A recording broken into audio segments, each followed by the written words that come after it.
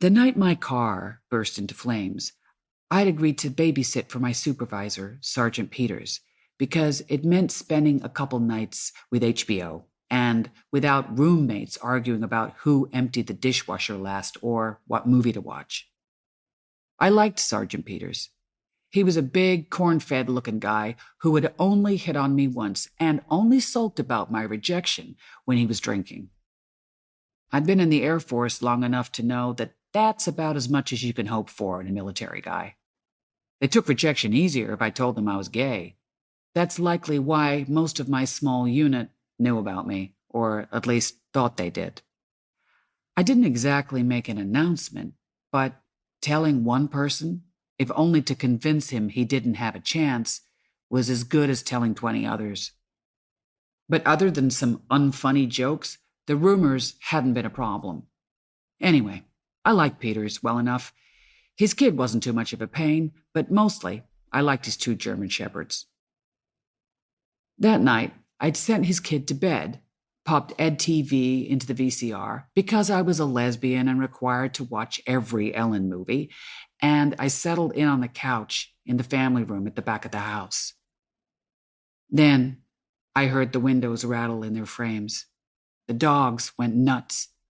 I ran to the front window and saw my new, shiny black Accrua Integra engulfed in flames. The kid wandered into the hallway, half asleep in her pajamas. I think she was 12 at the time. I told her to go out back. I didn't know if the house was on fire, but if it wasn't, it would be soon. I hadn't parked but 2 feet from the garage.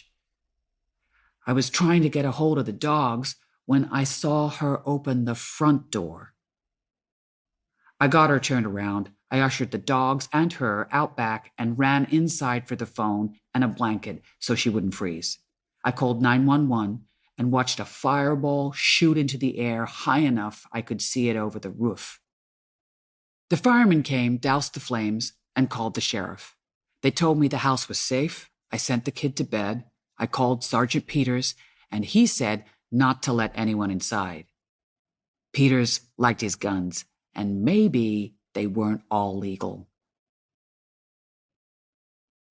So there I was, talking to a redneck sheriff in backwoods South Carolina in 1999, where the rebel flags outnumbered American flags, and I knew his smirk when he asked who would do this was an insinuation. I took a drag off my cigarette to buy enough time to decide on an answer. I said, someone thought I was gay. I didn't say I was gay. He asked me if I was gay. I said, hey, don't ask, don't tell, right? The punchline of the 90s.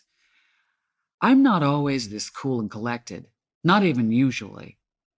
This is what happens when I'm facing an authority figure. I can't meet their eyes, but I wouldn't show fear. I know better. I'd been through this before. Not with the cops, but when I was growing up. Interrogation was something I was used to. I knew the drill.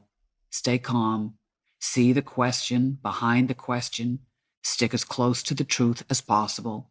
Don't give too much away, or they'll think you're hiding something. Liars always explain too much. Sheriff Horton didn't laugh. He said he didn't have a problem with gay people. He liked Ellen.